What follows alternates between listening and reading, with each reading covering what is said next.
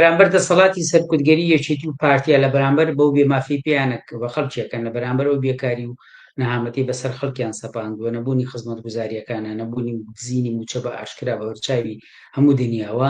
بەڵێ لە بەرامبەر ئەوانەیە خەڵکی چی لە بەردەمان نەماوە بە غەیری ناڕەزایەتی و خۆڕەخراوکردن نەبێ.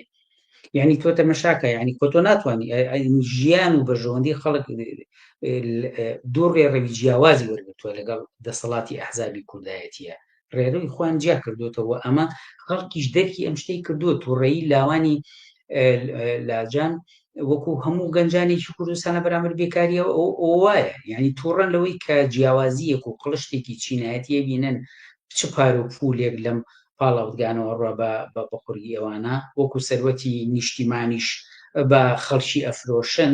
سەروەتی نیشتیمانی بۆ خەڵک پولێکی قەڵب ناکە کە تۆ لەولاوە ژیانت مەیسەر نەبێ، بێکاری بێ، خزمەتگوزاریەکانە لەبەردەستانە بێ، ئەگەر کارێکیشت بێ بەشی ژیانت نەکە، ئەگەر موچەخۆرێکیشی موچەت پێ نەدەن، سەروەتی نیشتیمانی چییە؟ چ معنایەکی هەیە؟ بەڵێ بۆ ئەوان پارە و پولە، بۆ ئەوان قەسرە، بۆ ئەوان تیارە و کۆکتێری تایبەت و هەموو شتێکە، هەرچی ناز و نیعمەتێکە هەمان لە کوردیا لە شەق لە پارە هەڵەدەن، خەڵکیش محتاجی ئەوەیەتی جوابی پێداویستی جلوبەرگی مناڵەکانی باتەوە. بۆیە ئەم جیاوازی وای کردووە بەڵێ خەڵک لە بەرامبەر ئەم هەلومەرجەیەکەیەکی پارتی خوڵقاندویانە دەسەڵاتی خۆماڵی کوردایەتی خوڵقاندویانە وەکو ئەحزابێکی خاوەن سەرمایە و سەرمایەدار و پارێزگاری لە سەرمایەداران هیچ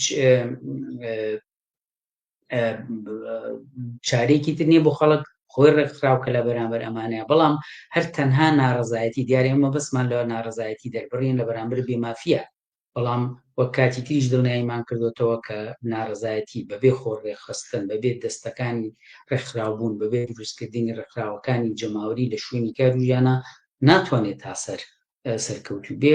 بەهەرحاڵ ئێمە بۆ خۆمان وەکو کۆمونیستەکان بێژگەلەوەی کە هەمیشە وتومانە پاڵپشتی ناڕەزایەتیەکانەکەین لە ڕیزی پێشەوە لەگەڵیانان بۆی ئەم شێوازە لە ڕێکخراوبوونی جەماوەری بە هاوکاری ئێمە بێتە پێشەوە بتوانین بە شێوەیەکی ڕێکخراوانە ڕوبەڕووی دەسەڵاتی سەرکوتگەری یەکێتی و پارتی بینەوە.